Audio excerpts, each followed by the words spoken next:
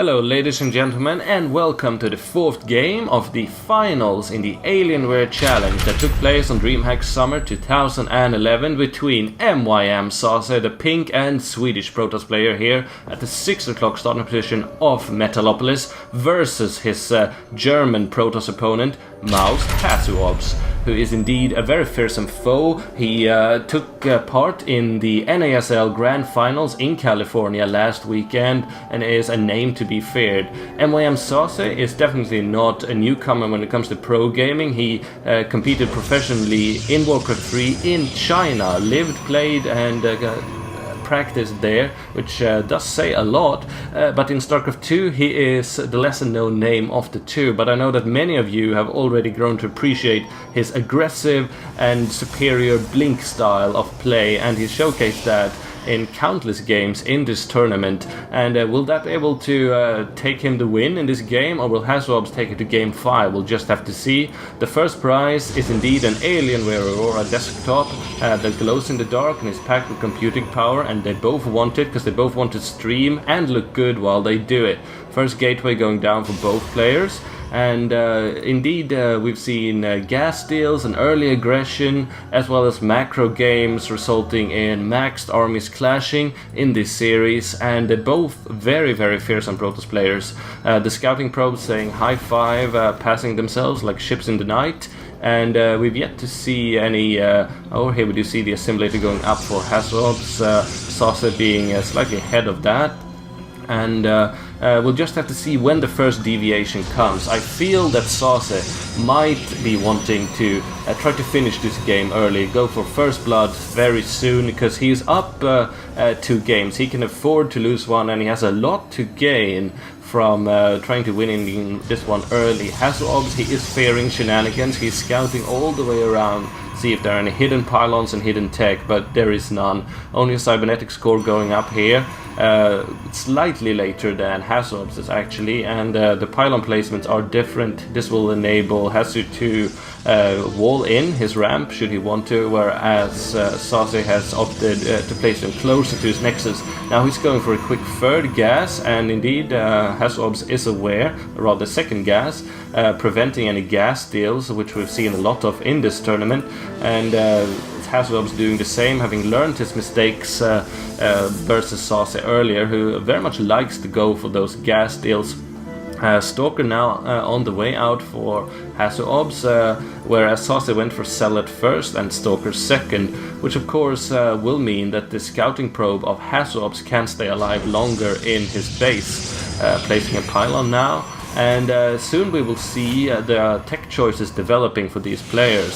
Seems like Hase is poising himself to place something there in the corner, and we now see him continuing with the Stalker production. This pylon placement will enable him to warp in troops here, which will enable him to launch a quicker attack, as this is closer to his opponent. So an aggressive opening already there, and now we see 3 gateways going up already for SaSe. He is 4 gating HasuObs. Meanwhile we see nothing as aggressive from Hasu yet. This is a slightly later 3 gate. It might turn into a 4th, but this looks like a free gate to me, and this will put SaSe in a very commanding position if he can place a nice warping pylon somewhere, and if he can get some blows in early. Now we see double pylons for SaSe going down. He wants at least one of them to survive, and now his forces is encroaching. One warping pylon forcing to be cancelled. Will the other one fall as well? If so, HasuObs is in a very good position to defend this extremely aggressive 4 gate, but there the pylon completes. But will it stand? HasuObs will want to force this down, but they don't want to lose any stalkers in it. And now the warp in. Will it be? No! SaSe losing all his warp in troops. This is a huge detriment to his war machine. I don't know if he will be able to come back. Look at the supply differential, 22 to 29, and now going for Twilight Council and an expansion. SaSe do not lack balls, I must say that.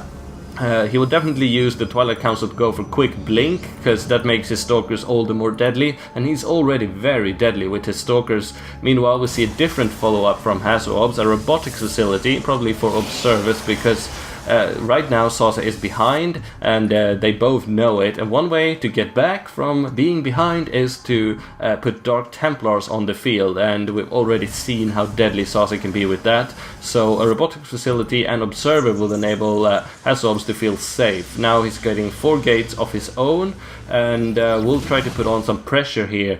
5 stalkers crouching in on this battle, and this Nexus, I don't think that SaSe can hold it. He will probably give it a good try, but he should cancel. He might let it finish and try to tough it out, but HasuObs has map control. He has the aggressive superiority for the time being. Blink now on the way as his observer and an expansion of HasuObs himself. He's now pulling probes, SaSe, and will allow this Nexus to finish.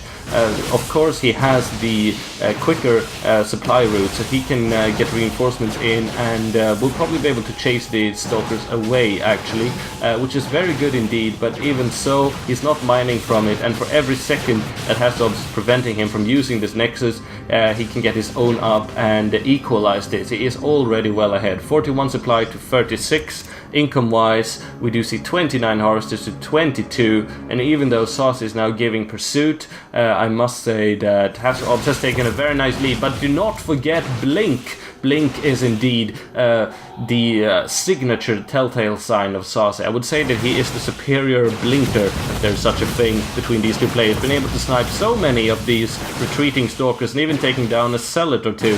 Very beautiful indeed. Here is PvP for you. Very volatile. And then yet another Blink. We're able to take down this sentry and zealot, losing a stalker of his own. But this force field, they prohibit the unblinkable stalkers of HasuObs to get in. And now it is SaSe's turn to put a siege onto the building, or rather finished Nexus of HasuObs. This game definitely has twists and turns like few other, ladies and gentlemen.